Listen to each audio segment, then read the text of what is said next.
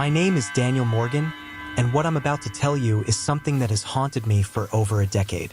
It happened in 2012 in a remote corner of Cornwall, England, when I was fresh out of university. I had signed up for a cultural research project, something meant to be academic, professional, and safe. Instead, I found myself living through one of the most unsettling experiences of my life. The project had 2 field teams. Each day, we traveled to a new site: ancient churches, coastal ruins, and little villages tucked away in valleys. Our base was an old Victorian guest house on Bodmin Moor, a place with creaking wooden floors, ivy crawling up its stone walls, and windows that rattled in the slightest breeze.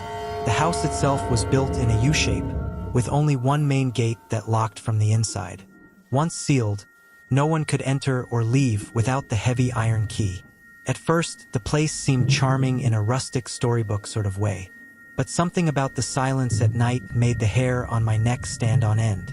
One Saturday, after a long day working near Tintagel, the team returned late. The others were excited. It was Sunday the next day, and they planned sightseeing trips along the coast. But I was exhausted. My roommate, Mark Thompson, felt the same. Instead of joining them, we stayed back. We locked the gate, double-checked the bolts, and went out for a quiet stroll. We visited St. Michael's Mount, wandered along the ruins of Tintagel Castle, and returned to the guest house by late afternoon. Once inside, Mark slid the bolt across the heavy wooden gate. The sound echoed through the halls, loud and final. We both knew the house was sealed. Satisfied, we retreated to our room. The day had been long, and soon we both dozed off. I don't know how long I had been asleep when I felt Mark shaking my shoulder. "Dan, do you hear that?" A sound echoed through the hall. Knocking. Slow. Hollow. It wasn't frantic. It was deliberate. Steady. As if someone was trying to get our attention. The knocking came from our room door. We froze, staring at each other. Everyone else was gone. We had locked the main gate ourselves. No one could be inside. Mark hesitated, then whispered, "Maybe they came back early?" Gathering courage, I slid open the latch and pulled the door wide. The corridor was empty. We stepped out cautiously, checking every room, calling out for our teammates. Silence answered. Finally, we checked the front gate. It was still locked from the inside, the key resting in its place exactly as we had left it. We exchanged a nervous laugh, trying to shrug it off. "Old houses make noises," I muttered. But deep down, unease had taken root. We tried to sleep again. I buried my head in the pillow, but soon another sound pierced the silence. This time, it wasn't knocking. It was voices, faint at first, like whispers carried by the wind. But then clearer, 2 women, speaking in a language I couldn't recognize. Their tones were sharp, almost melodic, yet eerie. Mark sat up. "You hear that, don't you?" The voices seemed to come from the corridor outside. Then, a loud knock shook our door again. Heart pounding, I opened it, against every instinct screaming at me not to. And that's when we saw them. 2 figures at the far end of the hall, near the dining room. Both looked like women, their forms shadowy and indistinct, yet undeniably human. Their faces, I couldn't see them, just blurred outlines like fog given shape. They stood still for a moment. Then, as if realizing we could see them, they tilted their heads in unison. I slammed the door shut. "Mark, we need to get out. Now." We rushed to the main gate. My hands shook so badly that the heavy iron key slipped from my grasp and clattered to the floor. Behind us, footsteps echoed, soft at first, then quicker, like someone or something was approaching. I fumbled, grabbed the key, and shoved it into the lock. For a moment, it refused to turn, as if rusted shut. But with a final desperate twist, it gave way. The gate creaked open, and we bolted outside into the cold night air. We didn't stop running until we reached a small stone bridge that crossed a stream. There we sat, shivering, waiting for the rest of the team. When they finally returned, laughing and cheerful, we told them everything. They chuckled, brushing it off as exhaustion or overactive imagination. But neither Mark nor I could shake what we had seen. That night, none of us could sleep peacefully. Around midnight, a piercing scream shattered the silence. Two of our teammates burst out of their room, pale and trembling. "Something's in there," one of them stammered, pointing back inside. We all rushed in and froze. The room was in chaos. Mattresses overturned. Chairs toppled. A sofa cushion floated in the air for a brief second before slamming to the ground as if dropped by unseen hands. We stood rooted, disbelief and terror gripping us. The two teammates swore they had seen the furniture rise by itself, the very air charged with something malevolent. That was enough for all of us. None of us stayed in that guest house another night. At dawn, we packed our things and left, abandoning the place without looking back. Even now, more than a decade later, I can still hear that knocking in my dreams. I can still see those shadowy figures waiting at the end of the hall. And I often wonder, what would have happened if we hadn't escaped that night? Because one thing I know for certain, something else was living in that house with us. My name is Daniel Harris, and what I'm about to share is something that still haunts my marriage to this day. It happened just days after my wedding. My wife, Emily, and I were looking for a quiet honeymoon escape, away from the noise of the city. Emily loved the idea of an old mountain lodge, something historic, romantic, and peaceful. So we booked a place we found online, a rustic Victorian-style hotel tucked deep into the Appalachian Mountains. At the time, it felt like the perfect choice, but we had no idea of the history behind the room we were about to sleep in. We arrived late in the afternoon. The sky was already dim, clouds pressing low over the forest. The hotel looked beautiful at first glance. Antique lamps glowing on the porch, ivy crawling up stone walls, and heavy wooden doors that creaked when pushed open. Inside, the atmosphere was strange. The lobby was nearly empty, except for a frail old man at the front desk. His skin was pale, his eyes slightly sunken. He greeted us with a crooked smile that felt off. "Welcome," he said softly, handing us an old brass key. "You'll be in room 302. Something in his tone unsettled me. His words lingered, like he wanted to say more but held back. Emily squeezed my hand, whispering, "He gives me the creeps." When we entered the room, it looked cozy enough. Wooden-paneled walls, a large antique bed, and a tall mirror standing near the corner. A big window faced the forest outside. Emily spun playfully in the middle of the room and laughed. "See? Nothing scary about it." First, it really did seem fine, but that feeling didn't last. That night, Emily woke me up around 2 a.m. "Daniel, did you hear that?" I sat up groggily. "Hear what?" "The door." It creaked open and shut, but when I looked, the door was locked and bolted. I brushed it off as her imagination. "It's just an old building. Go back to sleep." She reluctantly lay back down, but I couldn't shake the uneasy silence that followed. On the second night, I woke around 3 a.m. The room was quiet, too quiet. Then, in the dim moonlight, I saw something that froze my blood. A woman in white, with tangled hair covering her face, was standing outside the window. The problem was, we were on the third floor. I blinked, sat upright, and reached for the lamp. But the moment the light flicked on, the figure was gone. I didn't tell Emily. I didn't want to frighten her, but the terror gnawed at me. The next morning, Emily looked pale. Over breakfast, she confessed, "I had the strangest dream. A woman kept staring at us from the window. My spoon froze halfway to my mouth. She was describing exactly what I had seen."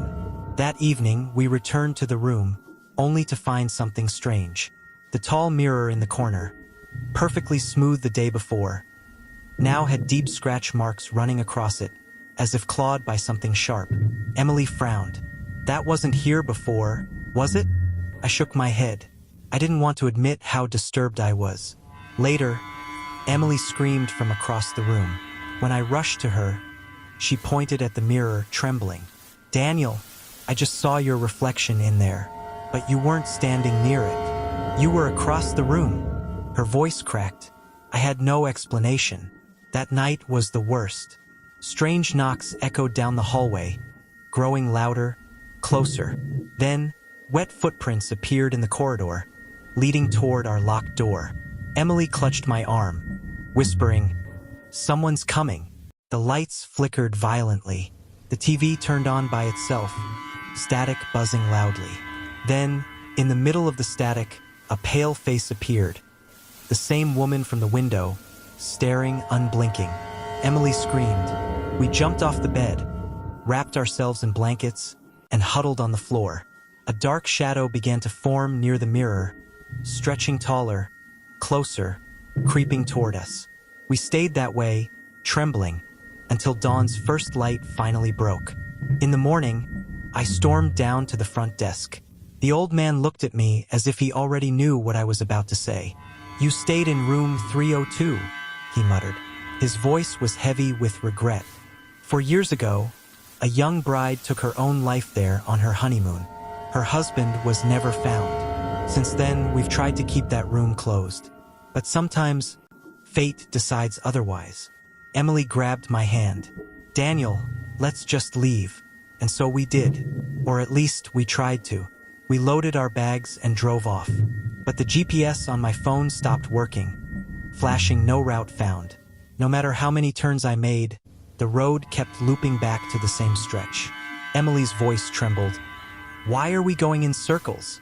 Then, from the back seat, we both heard it. A soft, wet cough. We froze. Slowly, Emily turned her head. Her face went pale and she screamed, "Daniel, she's in the forest." I looked, and there she was, the woman in white, standing between the trees, staring directly at us. Suddenly, branches blocked the road. I got out to move them, but just as I bent down, I felt a cold hand grip my shoulder. Emily cried out from the car, "Daniel, she's right behind us." The car engine stalled. Rain poured down in sheets. Emily fainted beside me, and in sheer desperation, I prayed. Then darkness. When I opened my eyes again, Emily and I were lying in a stranger's house. A local woman explained we had been found unconscious in our car by the roadside. She and her husband had dragged us to safety. We were alive, but safe? I'm not sure, because even now, months later, Emily wakes up screaming in the middle of the night. Every time she says the same thing. She's back. She's at the window. And when I turn to look, sometimes just for a second, I think I see her too. It was January of 2025, in a small countryside town outside of York. My cousin had just been married, and like any family event in England, the wedding was followed by a long, joyous dinner.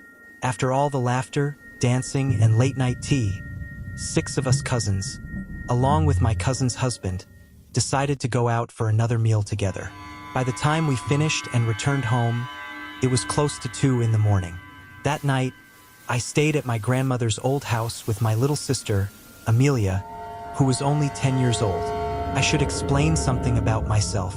Back then, I had an obsession with perfume. I collected dozens of bottles, some expensive, some cheap, all different scents. I never went anywhere without wearing one. And at the wedding, I had chosen one of my strongest fragrances. A heavy, musky perfume that filled the air everywhere I went.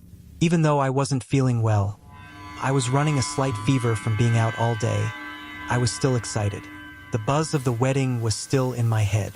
After saying my prayers, I lay down next to Amelia in the guest room. At some point, I drifted into a light sleep, but almost immediately, I felt it. The unsettling sensation that someone was staring at me. You know that prickly feeling on the back of your neck when you just know someone's eyes are on you? That's exactly how it felt. In my dream, or what I thought was a dream, I saw Amelia. She was sitting right beside me, her big eyes staring at me with a strange, unsettling smile. It wasn't the sweet, innocent smile of my little sister. No, it was off. It was wrong. Confused, I turned my head to check on Amelia. To my horror, I saw her sound asleep on the other side of me. That meant I was looking at 2 Amelias. One lying beside me, breathing peacefully, and another one sitting upright, grinning. Before I could process what was happening, I saw my mother walk past the room. Relieved, I called out to her, "Mom," but she didn't answer. She just kept walking, disappearing down the hall as if she hadn't heard me. The moment startled me so badly that I suddenly snapped awake. My heart sank when I realized it wasn't just a dream. My mother really was awake. She was on her way to the bathroom at that exact moment. That was the first time that night I couldn't tell where the dream ended and reality began. I shook Amelia awake, my voice trembling. Tears were already in my eyes as I whispered, "Amelia, wake up. Please wake up." She stirred groggily, rubbed her eyes, and looked at me in confusion. "What's wrong with you?" she mumbled. When I explained what I saw, she went pale. Her lips quivered, and then she whispered something that made my blood run cold. I had the same dream. I saw you crying and waking me up. We both just sat there in silence, staring at each other. How could two people have the same dream? We were too shaken to stay in that room. Both of us began reciting verses from the Quran we knew, especially Surah Baqarah, hoping the words would drive away whatever was near us. We clutched each other's hands and rushed straight to our mother's room. Neither of us dared to close our eyes for the rest of the night. At dawn, when the house grew calmer, I told my grandfather what had happened. He wasn't surprised at all. In fact, his reaction frightened me more. He leaned back in his chair, his wrinkled face thoughtful, and said, "You shouldn't wear such strong perfume at night. Fragrances can attract unseen entities.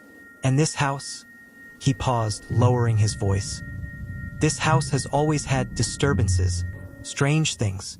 We've all felt it." I didn't know what to say. Until that moment, I thought ghosts and jinn were just stories. But now I wasn't so sure. We tried to rest again, but the house wasn't finished with us. That entire night, the bedroom door kept opening and closing on its own, sometimes slowly, creaking as though an invisible hand was pushing it. Other times it slammed shut with a force that made the walls rattle. It went on until the morning call to prayer, when finally the disturbances stopped. Amelia and I never slept in that room again. And to this day, I've never worn that perfume.